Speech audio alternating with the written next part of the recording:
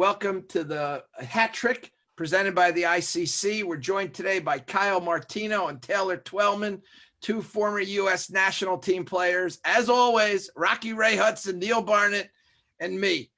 Fellas, welcome to the show. Welcome, lads. It's great to have you guys. Let me start out about this whole, U.S. soccer has said that they are, well, I should preface it by saying the following. We're all old white guys. You two are all young white guys. You guys played on the national team. So I want to be clear, we're not, I don't want to pretend that we're jumping in and telling you how you should feel, but I think it's important to get you guys, your perspective. We did a podcast recently on racism, and this obviously crosses that boundary.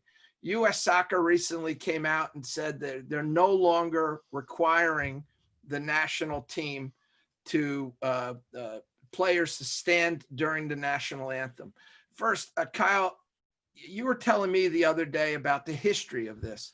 Can you tell us a little bit about the history of how this came about, the not kneeling?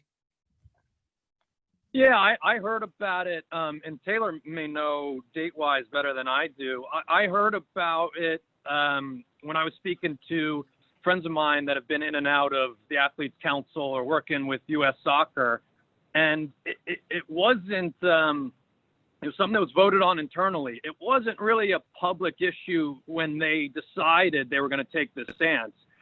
But I found out about it, and back then, completely disagreed with it and expressed that to my friends that are working inside. I heard their opinion on why they came up with this this rule of there being consequences for U.S. players that don't stand during the national anthem. And I'm glad they finally got it right. I think we should be able to have discourse and be able to understand why people feel strongly either way. But, for me, when Kaepernick decided to do what he did, and what's happening now with the Black Lives Matter movement and sport as a pulpit, as a platform, standing up for this incredible movement at this time where we have to wake up to the reality of systemic racism.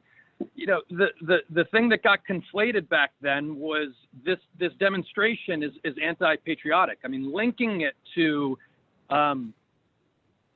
an argument you can never win, which is if you take a knee, you don't love your country, or you're disrespecting troops, or disrespecting the flag. You can be offended. That's the beauty of both sides. You can take offense to someone taking the knee if that's what you feel. But the reality is that's not the message. And those that have fought bravely for this country, that we should honor whenever we get a chance. They gave Kaepernick the freedom to do that. That's one of the reasons they went over there to fight, was so that he had that opportunity, for Megan Rapinoe to do it, for the players now to universally, globally get behind this movement, to understand, sport and the national anthem, wherever you do it and whenever you do it, the decision to protest, the decision to take that opportunity is a right you have. And giving players the choice of playing for your country or standing for something you believe in was the wrong thing for U.S. soccer to do back then. Taylor, is that your recollection of the sort of how it came about? And why don't you tell us your feelings on it, at least initially here? Per usual, Kyle said it a lot better than I would. So following I hate Kyle, him for that too, Taylor, by the way. Breath of fresh air. No, Kyle hit the nail on the head. For me, I want to make this abundantly clear. I would never kneel. I wouldn't do it. That's me. However, on a personal level, Colin Kaepernick, what he did worked, because he got someone like myself to be more self-aware of people in and around myself within a national team, within any kind of club situation, whatever that may be. I've become more educated. I've become more empathetic about it. And quite honestly, it worked. I find it absolutely unifiably ridiculous that Colin Kaepernick, Megan Rapinoe, and others were vilified, and it was made about the flag. It was never about the flag. It was about the United States of America in the ability to quietly protest. And the fact that we're still talking about this is remarkable. And it also shows you that collectively as a nation, we struggle when we need to have difficult conversations within our own household and within ourselves. I also believe, and I don't know about you guys, I find that the national anthem's overplayed. Why is the national anthem being played in a Major League Soccer game where 12% of those players know what it means or are from the United States? In a baseball game, have you guys ever looked at the demographics of baseball? It's not universally American. So yeah, half the players are from outside the United States, right? Absolutely, Charlie. And so the national anthem for me, I think, has downplayed because it's played so often. It's being played in high school football.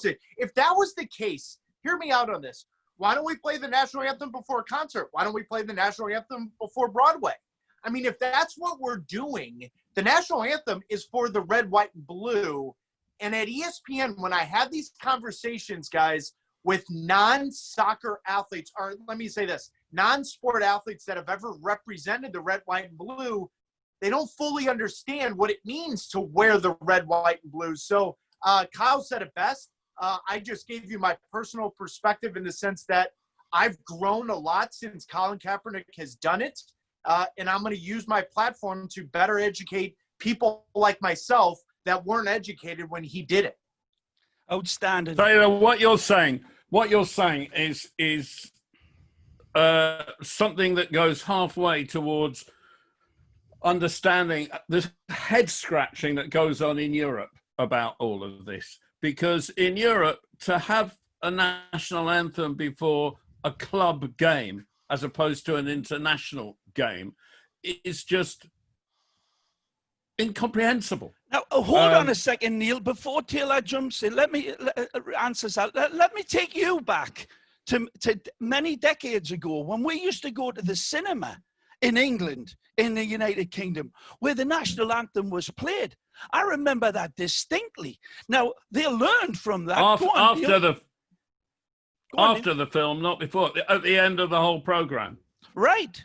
I mean, all I'm saying is that connection was looked at, and the powers that be said, you know, now this is an entirely different strata that we're talking about. What's happening in America, but both the lads hit it right on the head. But all I'm saying is, it's not just the United States. This has been looked at in other countries as well, and they've learned from it as well. And we hope that, you know, that there's some readjustments perhaps, but both the lads have said it right. You've got Taylor saying, you know, he'd not kneel. Kyle saying you possibly would. And that, I think, has got to be learned from this, don't you, Charlie? Yeah, I agree. And I want to ask the guys, and look, I mean, Neil, I'm on the show with Neil now for 13 years. And believe me, it's tiring. You know what I mean? But he's brought up both of us. He's brought up this national anthem thing for literally 13 years. And Giorgio and with and I you would always personally, say, with you personally, Charlie. it's not like I'm playing the national anthem for them before the show here, right? All I'm saying is that I want to know: is there a difference in your stance between an MLS game, I just use that, baseball game, doesn't matter, Major League Baseball game, and when you're playing for the U.S. national team? Is there a difference in your mind? Well, I'll go first, Taylor. So for me, I think this is one of the disappointing things, and I don't mean that about us. You know, I think that this is an interesting conversation that has to be had now that this red herring of, you know, anti-patriotism has come up.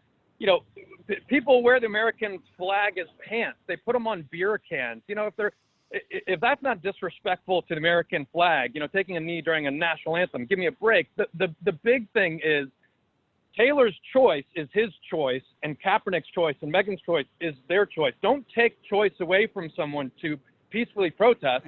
And while we're sitting here talking about anthems and flags, we're not talking about what Colin Kaepernick wanted us to talk about, which is we need to wake up to the fact that systemic racism in this country is killing people senselessly.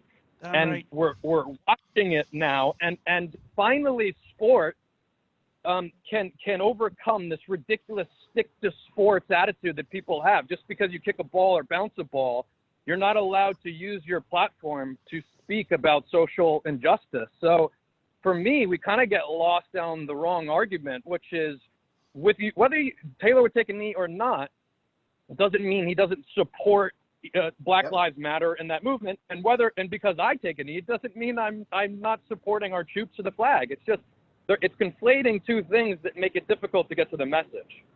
I mean, to Kyle's point, Ray, Charlie, and Neil, is this. I wouldn't take a kneel now, still wouldn't.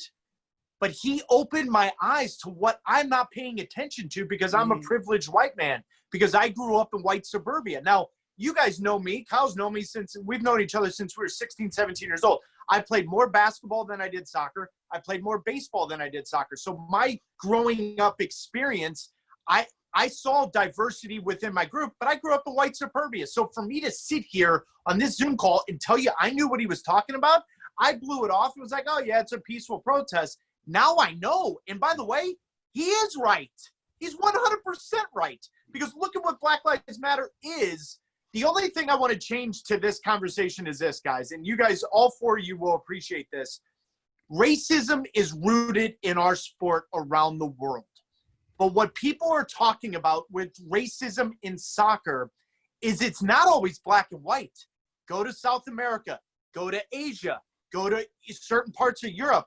Racism's within the sport of soccer. It has been for 60, 70, 80 years. And so what Kyle's saying about sport driving this conversation, I think soccer could literally lead the charge around the world in addressing this. And the fact that the German Bundesliga, Germany of all places, has started that conversation, I feel like we're on the precipice of this movement actually being not just listened to and going through the motions, but actually being heard.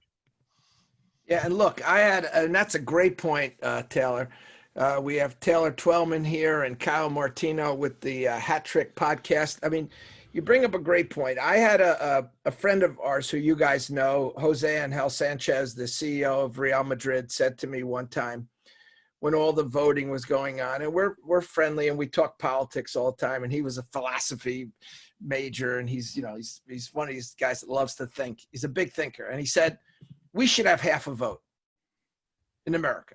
We should, and he goes, I'll even take a third of a vote. In Europe, we should be able to vote for who your president is because you affect us so much. And I was blown away by that statement. And at first, look, I have people tell me things, my conservative friends say things like there should be a literacy test or a history test for voting, which to me is insanity, right? But I'm just giving you sort of both perspectives. You have one guy who lives in Europe saying, I should have something to say about what you guys are doing over there. And we're seeing Europe stand up from, protests in Rome to protests in London to Amsterdam. It's just amazing. I want to get your guys' perspective. Are you surprised that it's soccer that's stepping up here? And your point about racism, Taylor, is amazing because I'm from Southern Italy. You could see Kyle's a little better looking. He's probably from the north somewhere, right? So yeah, they look down on us, and it even goes to moments like that. Charlie, Kyle was adopted. I'll let Kyle answer the question. Kyle was adopted. He's not from Northern Italy. It's bad, man. I mean, for me, if that's true, then we get to vote on who Real Madrid buys. But yeah, they can give us Hazard back. Come with that. Yeah. Exactly. Listen, of course it's not surprising. The beautiful game, right? That title for me comes for many reasons, and Ray is better than most at explaining why when we get to watch the balletic nature of this game. But talking culturally, it's the most inclusive.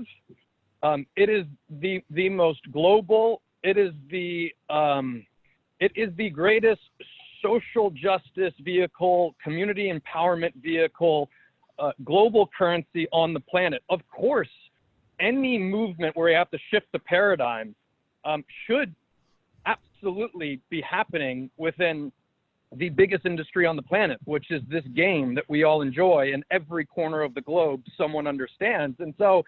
I'm glad that I understand why fans, I get it, right? Like you want to disappear from the world sometimes, and have your sacred game be a place you don't have to have difficult and uncomfortable conversations. I understand that reflex, but the reality is the last bastion of diametrically opposed positions sitting next to one another to listen for a second is this great game. So I think it's the only way you can get to certain people that are in echo chambers and not paying attention.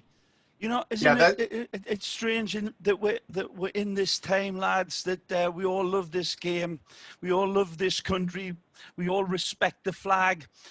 We know what the Black Lives Matter movement represents. A wonderful launch pad opportunity for this country to make meaningful changes, and we're witnessing it as we speak, literally in the government.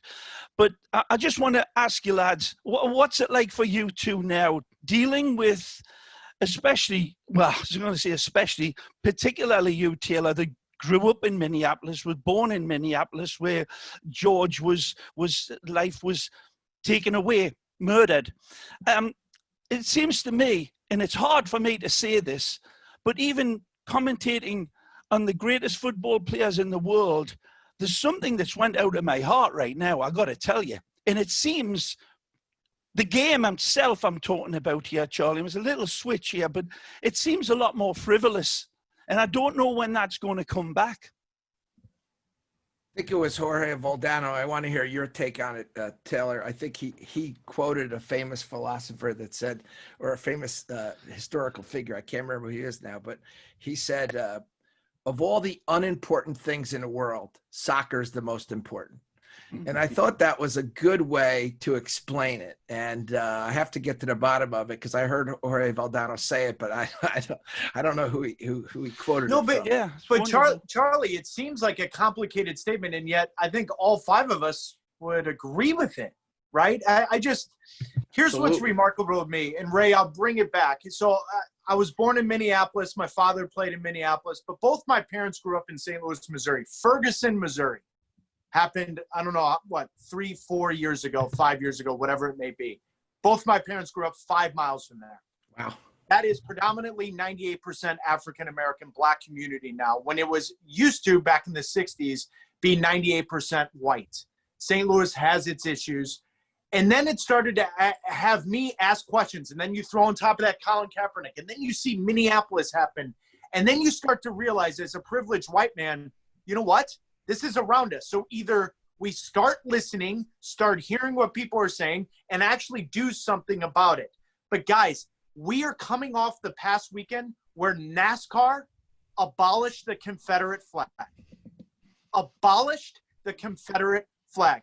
And now for me, on a personal level, the moment the Confederate flag was burned on a cross, was used to hang a Black person, you lost me with the meaning of the bars and stripes. You lost me with it. I'm out. The Confederate flag means nothing. And yet, here we are in 2020, where people firmly believe that NASCAR is saying to them, you know what, we don't want you anymore. No. We don't want the Confederate flag. Let me ask you guys a question. You guys know the answer. How many Nazi statues do you see around Germany? 0, by the way. 0. Zero. I mean, only in a museum where they're celebrating the horrificness of it. You know what I mean? So look, but Charlie, in all seriousness, they understand it. Yeah, they do understand they recognize it. it. Yeah, but look, they're educated to it. And Yes. People in Germany, I mean, education's the point here. People in Germany are brought up to understand the sins that they committed. Unfortunately, we're not brought up to understand our original sin, which is slavery. We understand it through the books of, I don't want to go too far off here, but we understand it, there were slaves and Confederates, and they fought for this, they fought bravely. Okay, I get all that, I get I studied history, so I know John C. Calhoun in South Carolina and what these things mean, and I know about construction but it's amazing to me that you guys are absolutely dead spot on that we're talking about this. And as Kyle's saying, we're conflating these issues, and it's 2020.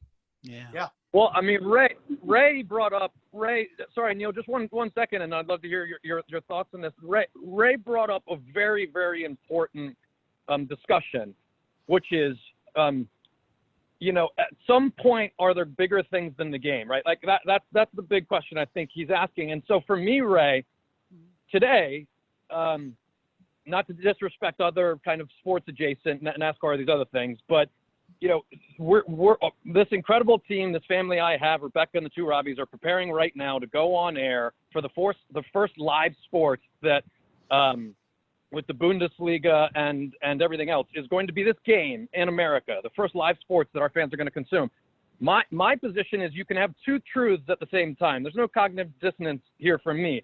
I can think, I haven't had someone affected by coronavirus that I know personally yet, but feel incredibly strong and compassionate and worry and support for those that are being affected by this. The Black Lives Matter movement is incredibly important, and we saw someone get murdered on our phones and had to watch it, and it's happening too often, and that is such an important conversation, more important than the game could ever be. But the other truth is, I would never say something as contrived or obtuse as the game can solve these problems, right? But the game being back, I'll speak from personal experience myself. As someone that struggles from depression, watching the game, being around the game makes me happy. It changes my life. It makes me a healthier person. So that's just a personal thing, not comparing it to anything that else is going on. The next piece is, like Taylor was saying, we want the conversation to go away. We can't fatigue this time in the fight for equity and the fight for a change in our cultural discourse and the awful, abhorrent things that are going on.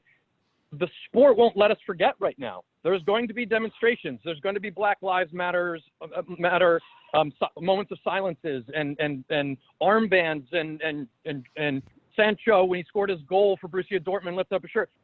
The sport is now taking the baton and saying, even though we're coming back, it's not to distract you from these things. It's to continue to keep it front of your consciousness. So I think because of that, it's not a zero-sum game where we can think both of those at the same time. I just want to finish it, Charlie. Go ahead. Can I just say that as a lifelong journalist, what I've seen is that the world changed at the end of Vietnam. Because in Vietnam, the media had an absolute free-for-all. And that, more than anything, is what undermined the American project in Vietnam. And since then, journalists have been managed, and news has been managed, and everything in the area of what the public knows has been managed. And it's been managed brilliantly, successfully, and I would say we have had not 4 years of fake news, but I would say we've had more like 45 years of fake news all the way around the whole area of news provision. And what has happened in the last few years, things have changed because of social media and because of the technological revolution. So now you have companies that are bigger than states. You have people breaking out. You had the Arab Spring, which came through the social media. You had things like reality TV, followed by influencers and YouTube millionaires. But now you've got hashtags. Now you've got first the Me Too movement, and now you've got Black Lives Matter. And this is bigger than states. This is bigger than journalism. This is making the news without anyone able to control it. And it's so important that people are pursuing it. People are pursuing it with all their lives, with all their souls, and nobody can stop it. This is the biggest thing since Vietnam. Well, I think on that note, I'm going to switch gears to a totally, well, not totally, just a little different take here. And we want to talk about the start of the MLS and the start of the Premier League. So, Taylor, I want you to kick off. And before you tell us about what MLS has planned, what your thoughts are. And also, before you go, we want to hear about your podcast that you're going to come up with, that you have launching soon. Yeah, we so basically Major League Soccer approached Disney to come up with this idea of kicking off a return to play with this World Cup style tournament. That was about 6, 7, 8 weeks ago almost. There's still, as we are talking right now, there's still no schedule. That hasn't been announced. So this thing's fluid, just like COVID-19 is in general. The NBA heard about what Major League Soccer was doing. They followed the coattails on that. They left Vegas. Now they're going to Orlando. Those are those plans. It was a interesting time to say the least, because you went into the year, everyone was celebrating 25 years. The players and owners came together. Great new CBA, something that Kyle and I experienced differently in CBA negotiations. This one was seamless. This one was smooth. It was celebrated. And then all of a sudden a global pandemic started. And now you've got a real dissect of that relationship. It almost went to a lockout. It didn't. Cooler heads prevailed. And so right now you've got July 8th through August 11th. Those dates may change here or there once we get the schedule. Major League Soccer is going to have a World Cup style tournament with 26 teams. Now all 5 of us know 26 teams means an uneven tournament. So you've got one group with 6 teams, but no reason to go into the weeds with that. I just think it's a unique opportunity. And you guys know this. I'm critical of Major League Soccer when I need to be. But there will be no soccer at the moment when this league comes back. And I actually think the idea is pretty creative. Now, what it looks like, that remains to be seen, because we're going to watch the Bundesliga. We're going to watch the Premier League with Kyle and his group, and those are going to be in closed-door stadiums. This is going to be at the Disney Wild World of Sports. How does ESPN and other television partners deal with that? How do they make it look? It's all interesting. But follow me here. Major League Baseball and the NBA have dragged their feet. It only helps Major League Soccer that they will only have to compete for an entire month with NASCAR and PGA Tour golf. Those 2 demographics, they don't resonate with MLS. They don't even coincide. So just lost you then, Taylor, when the golf comes back. yeah, exactly. Hey, by the way, he didn't say complete. There's one guy that loves it. It's Taylor. But I'm interested in it. You know, each team will play a minimum of 3 games. There's roughly $1.2 million CONCACAF Champions League spot on the line. But Charlie, Ray, Neil, and Kyle, the most important thing is this.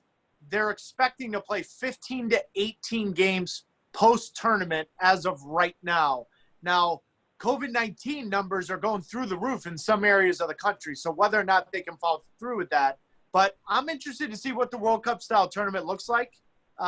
And you've got my attention. I've been on every network, every platform on our network saying something is better than nothing to me.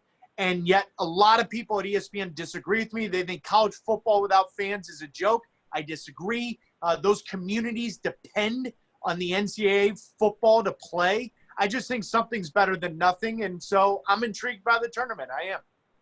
All right. And Taylor, before you go, tell us about your podcast. I misspoke. I know you've already launched it and it's on its way. So Charlie, Kyle knows something about this because I talked to him before it launched. I've been internally trying to prove a point. A lot of us are in the MLS circle world that if we treat it the right way and treat it the way we treat every other entity, there's an appetite for it. Now, obviously a pandemic changed. I've been on Zoom like all of us for 12 weeks, but obviously there's something there because the last show we did before the pandemic, we had over 1 million views. And so I just think there's an appetite for Major League Soccer coverage, American soccer with USL, women's national team, men's national team, and all that to cover it the right way. You have journalists, you have analysis, you are critical of everyone. It's okay to be critical. As we all know, sometimes this country struggles with criticism of their own. Especially the soccer country. Yeah. Okay. I think it's important to point out, Neil's always harp on that. And Neil, there's repercussions in this soccer world. We've had journalists, very prominent journalists, that are afraid to write things because they get slammed later by a commissioner or a president, whatever it might be. I'm never critical. Never. Taylor, where can they, where's the podcast? Where can I hear it? The show is on all the digital channels. Hopefully by July 15th, we'll be back on YouTube and everything. But right now it's on ESPN FC and ESPN's Twitter feed, Wednesdays and Thursdays at 4:00.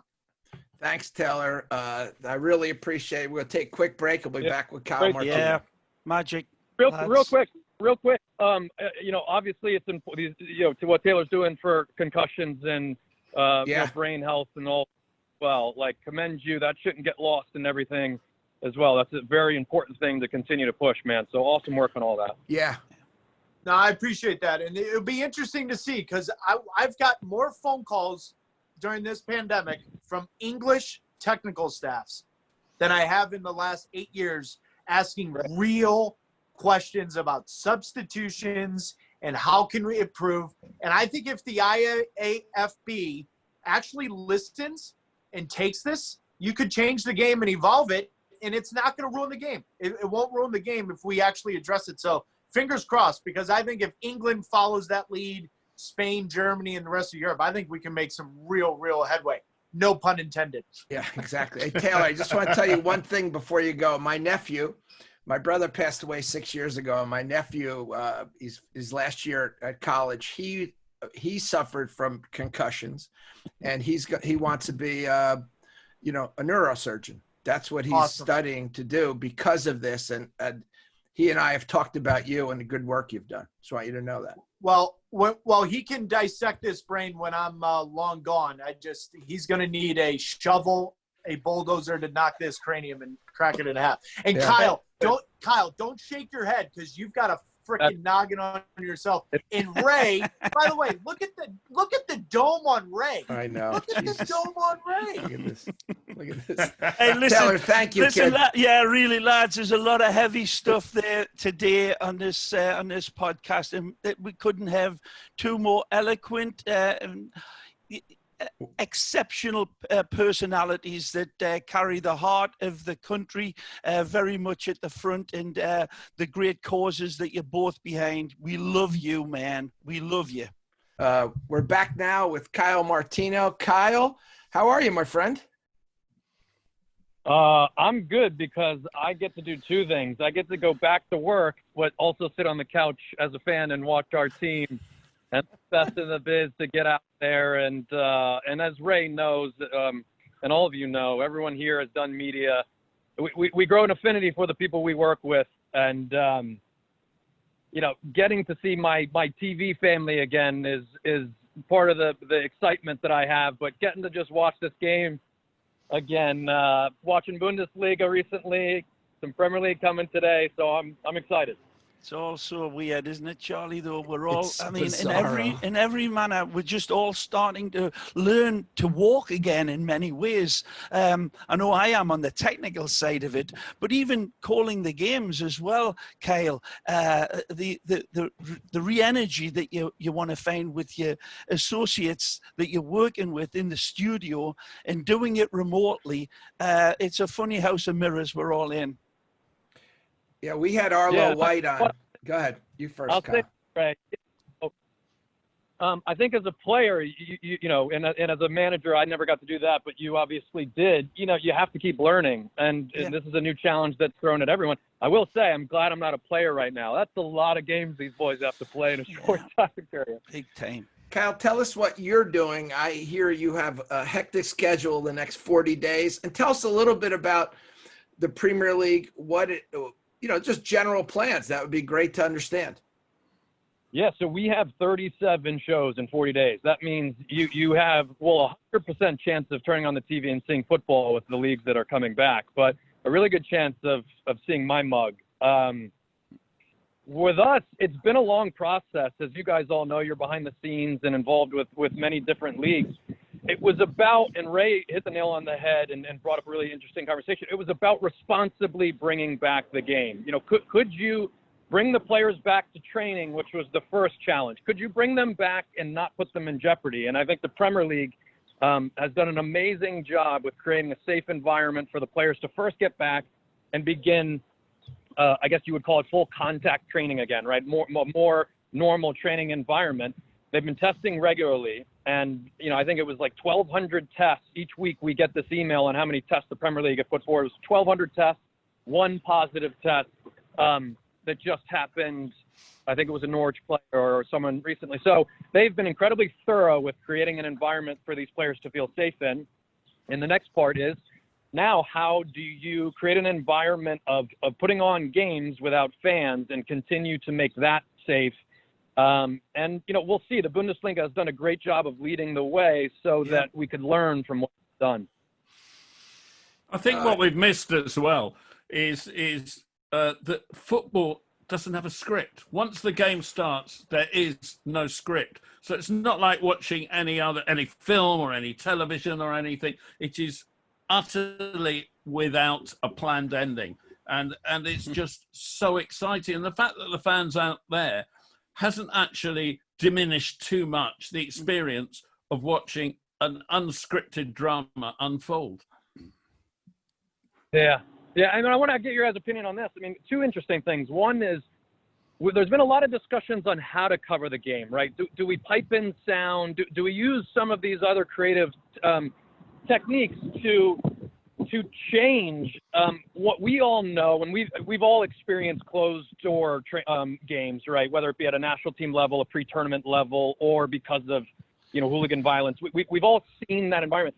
A game without fans is like is like Jimmy Page's guitar without strings. I mean, it just doesn't sound. Ray's going to use that, Kyle. Ray's going to use that. I just wrote it down.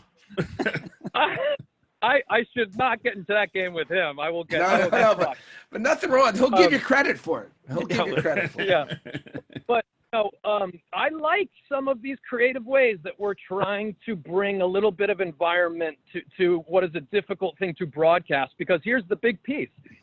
You know, as much as we love the game and as much as it's grown in this country, and it's been incredible, and you guys have been involved in the game in this country and others for a very long time, we're going to get an opportunity right now for the people surfing and looking for their sport that they love, or surfing and looking for the entertainment they love, who haven't fallen in love with this game yet, haven't come across it, haven't taken the time to see it. They're going to be experiencing the beautiful game for the first time. So it's a great opportunity for all the networks that are piping in this game to introduce fans to it. So that first question is a really interesting one, because there's an audience that's not normally there that's going to be watching now. And it's almost unfair, though, right? Because part of the beauty of the game is seeing the fans in the stadium. Well, one of the challenges that Serie A's had the last 10 years with up and down attendance and not really having a consistent TV product, that's a whole nother story. You know, what I mean by that is, you know, the fans in Italy like to sit up in the mezzanine to see the game. And so even if you have 40,000 people in a 60,000 person building, it looks completely empty. When this virtual technology first came out about this, we were the first ones to do it in 1995 with the Parmalat Cup with Princeton Video Imaging. We put a flower on the field. The next day, FIFA freaked out. You know, you got to stop this. You can't do it because, you know, they didn't know who owned this space, if you will. But one of the things they pitched us on was you could have games without fans, and we could put a fan in every seat. Right. And, you know, this is 1995. OK, we can put a fan in every seat. And it was like, yeah, but do you really want that? And I'm looking at it now and saying, hey, actually, there's actually, I watched the Spanish games and I'm excited to see the English games today with fake fans. Even it's better than no fans, I think. Yeah, I do. You know, and Ray, you're used to doing a game from a TV set, you know, let's be honest. And you're one of the rare people on earth that can do a good job with that. It's just one aspect, and not just, thank you for the compliment, Charlie, but it hasn't been that smooth sailing for me personally. I'm operating from home in a remote situation, connecting with the studio. Now, listen, if I had to explain step by step the procedures that we've had to overcome to get any sort of connection, forget about the synchronicity between the vocals and the studio images. It has been phenomenally challenging, and people have no idea of that, have no concept of that, and it's distracting for me. I like being in the booth. I love feeding off that. Sure. emotion from the fans. It comes through. Even in the visuals that we see, you get washed over with this human contact. And that's the saddest, most tragic thing of all of this is what we're missing. And yet, the accomplishments of our leaders in the football game, all of the institutions, all of the confederations, all of the powers that be, these tremendous carriers of the different leagues around the world, what they have done and what they have overcome, and it can be looked at saying that it's about money, but it's about the survival of the game as much as anything, Charlie, that we need this to go forward, or else it would be even more catastrophic. So this continual reshaping of this present that we're in is weird. It's bizarro world. It's a mountain that we've got to climb, but that's what you do. I think one of the great technical things has been this EA sound that comes out, but I don't actually want it personally. I want to see what the players are experiencing on the pitch and the silence that they're experiencing, because I think these bring challenges, and I'd like to start with that challenge. Manchester United, biggest ground in England, 77,000 capacity. What's it going to be like for them playing at Old Trafford without anyone there? Quiet. You know, Kyle, we saw it yesterday for Barcelona and the Barcelona game. And even if you chose the option on beIN Sports to put the fake effects coming in, it still wasn't right. I went over to get the quiet, and I'll tell you what, lads, it was worse than anything I could have imagined. It came through. It amplified the silence with this punctuation of the ball being struck, the players being shouted at from the sidelines. I don't know how you feel, Kyle, but I personally would rather have that wash of noise over you than that silence, because I don't like it. Yeah, I mean, I guess it's good when you can give the fans an option. Mm-hmm. I think there's, for me, it's cringeworthy when I can hear someone calling for the ball. Yeah. Or all these things. Griezmann spends the whole game calling for it. You're not, and also, I'm going to pretend, and put your earmuffs on this one, right? How am I going to pretend not to hear my coach yelling at me or telling me to track back? Kyle, listen, I can't hear you. We would be remiss if we didn't get your expertise. The league. Let's talk about a few minutes and then let you go on the league itself. Like, Liverpool's won the league, right? You don't have to fake it like Neil always tells me. Oh, they're almost there. Like, give me a break, right? They lost 2 games. They lost 1 game all year, right, in the league, and they're now going to lose 8 of the last 9, right? So let's calm down there. After that, I mean, there's a fascinating, starting with Man City's ban, whether or not they get banned or not, who are the final 4 or 3 places, let's say, Yeah, I mean, it's always the incredible part about the sporting meritocracy of promotion relegation, that you're watching almost 3 leagues at the end, right? You're watching someone go win a title, you're watching someone battle for Europe, and you're watching someone survive. And I think there's 2 tough parts about it. One is the lack of fans, right? Especially for the promotion relegation fight.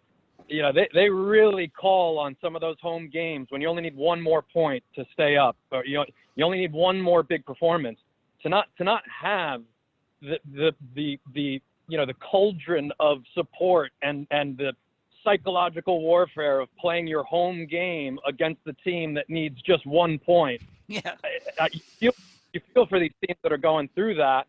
The other thing too is, if there's another spike and they can't finish the season, how do they figure out, what happens at the end of it? I mean, we're talking hundreds of millions of pounds at stake. And a few million pounds per place you finish. So you feel, you can understand, even though you don't want to accept anyone being put in danger, you understand the pressure to try and get, this competition finished, because they've never had to say, like some of these other leagues have said, sorry, it didn't happen, because the fairest thing to do is the thing no one would accept, is just to say, if the season doesn't finish, it never happened. Imagine a 30-year wait for Liverpool, and you're right there, and they say, sorry, that's it. Well, Kyle Martino, I can't thank you enough. You have been an absolute gentleman to give us all the time that you've been able to give us here. Do you want to take a final prediction who the top 5 places will be? Yeah, sure. So I think the top 5 stays the same. I think Manchester United sneaks above Chelsea. Not through any lack of faith in what Frank Lampard's doing there. I think he's doing an amazing job, and I'm excited with some of the players that are coming in, what they're going to look like in the next couple of years. I think relegation zone stays the same. I'd take Brighton and slide them down. As good as Graham Potter's been, and I love the ambition of the way he's trying to play, their schedule is brutal to finish the season. All right, Kyle just Martino. one other thing. Go ahead, Neil. Hey, Go ahead. Yeah, one other thing. I just real quick, and then you guys have the final word. Love all you guys so much. Ray, as a manager, I didn't play for him, but I knew him. No one can bring. I tried to get you. I tried to get you, pal. No commentator brings passion to an empty stadium like Ray Hudson could do. He can make it seem like it's packed to the rafters. And following you guys on your show and all the coverage, of course, and Charlie, dear friend of mine, love you guys, and you're a big part of the soccer world. So thanks for giving me a chance to hang with you. Cheers. Thank you, Kyle. And just before we lose you, Carl, let me just ask you this. In the time that the teams have had to come back, will it all have been fitness work? Will they have had any opportunity to look at tactics? Because the one thing that this time off must have given the coaches is the opportunity to consider something different tactically. Yeah, I mean, Ray can answer this much better than I can. Managers, sorry, 1 second, I got shifted off. Managers love 2 things. They love time to work on schemes and games to play. You won't find one manager that likes going this long without playing an actual match. So, it's a funny thing, match fitness, matches to get it. And That's so, right. All these teams are going to be a little rusty. The thing I'm curious about is, will we see some different players? A lot of players have gotten time to get healthy that we weren't going to see down the stretch, but younger players might get opportunities down the stretch here for some of these sides. So it'll be interesting how the managers go about it. Thanks, Kyle. Kyle Martino for the hat trick. Thanks, fellas. Thanks, Kale.